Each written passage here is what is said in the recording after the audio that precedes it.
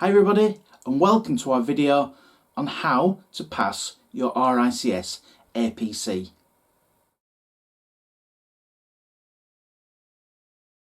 First of all, you've got to remember that the APC isn't designed to be easy. As a profession, we regulate ourselves, and this means we've got to have strict criteria for people we give professional chartered status to. So please bear that in mind.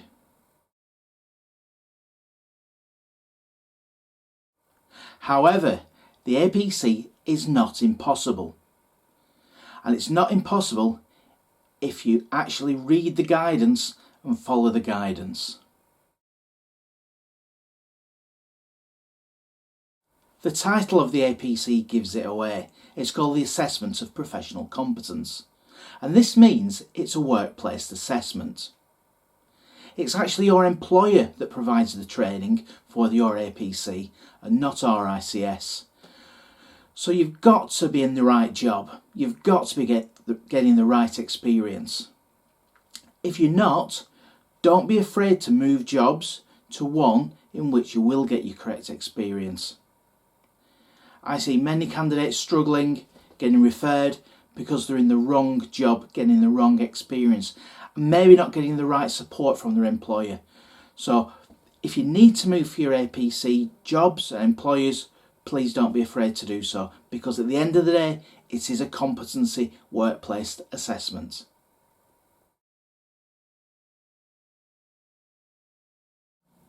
Be patient. The APC is a marathon and not a sprint. You should not be going for final assessments if you are not ready. Your counsellor should not sign off your work if you are not competent. So if you're feeling between yourself and your counsellor that you're not ready, there's nothing wrong with deferring, applying for final assessment for 6 months or a year, whatever time you need to get the right experience and be prepared to go and pass your APC.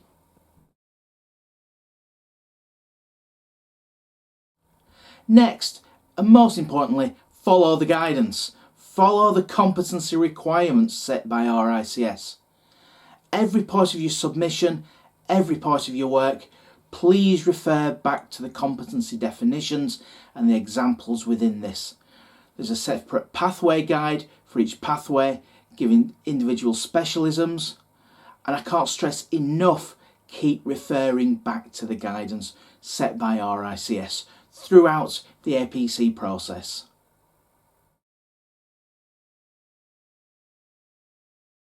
Don't be alone in doing your APC. You may work for an organisation and you're the only candidate, but build your professional network around you, whether it be other trainees, other people within your organisation, or even friends outside the profession. But build your network. Tap into RICS Matrix, because there's lots of people just like you doing their RICS. Use online networks including LinkedIn. Also use a network of APC consultants out there. I consult and give advice to candidates doing the environmental surveying pathway, facilities management and management consultancy. But I can refer you to a wide range of consultants who specialise in all pathways, so don't do it alone. Please don't do it in isolation. If you are feeling isolated whilst doing your APC, there's no harm in contacting Lionheart, which is the RICS members' benevolent fund, and they can offer support and wellbeing and guidance, and they're a great charity that we can all use.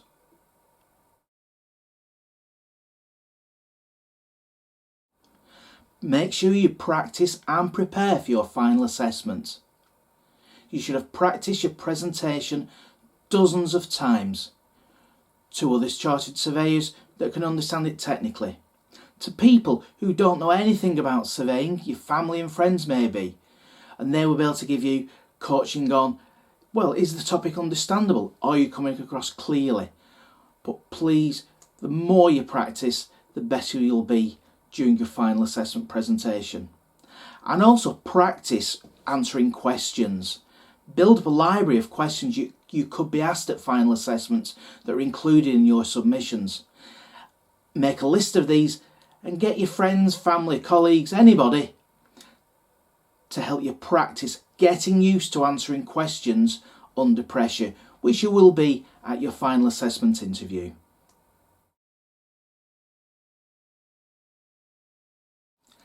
During your final assessment interview, make sure you listen to the questions being asked by the assessors, understand them and be able to answer them correctly. If you don't understand the questions, please ask for clarification from the assessors.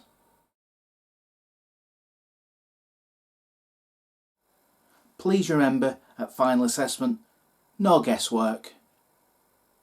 Guessing at topics and questions asked is rather unprofessional, and at the end of the day, the whole reason for the APC is to make sure you, the candidate, is a safe pair of hands to give chartered status to. Now, this is why you need to fully understand all the concepts and level 1 understanding about everything you put in your submission, so you can answer questions about it technically, and also how you've applied the level 2 and, if necessary, the level 3 experience and competency requirements to the basic level 1 underpinning knowledge. Now, the final assessment is a pressure situation and your mind may go a little bit blank. So rather than guessing, and please only do this on the odd occasion, don't do it for every question, but on the odd occasion your mind may go blank in the final assessment, you can pause, you can make a note of the question and you can come back to it later. Or what you can do is say, I can't quite remember that fact, but I would look at and refer to a specific website or publication. And this shows you're not grasping at straws. This shows you being professional and reasoned and a safe pair of hands. So you might not be able to recall that fact, but you'll be able to know where to seek the correct answer, rather than guessing and running the risk of getting it wrong, which is very likely to lead to a referral.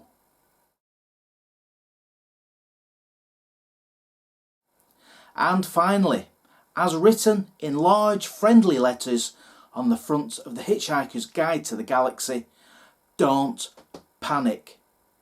As I've said, the APC is a marathon and not a sprint.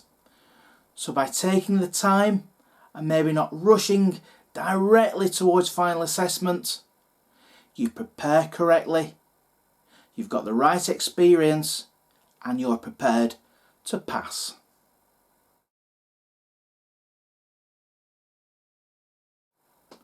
Thanks very much for watching this video.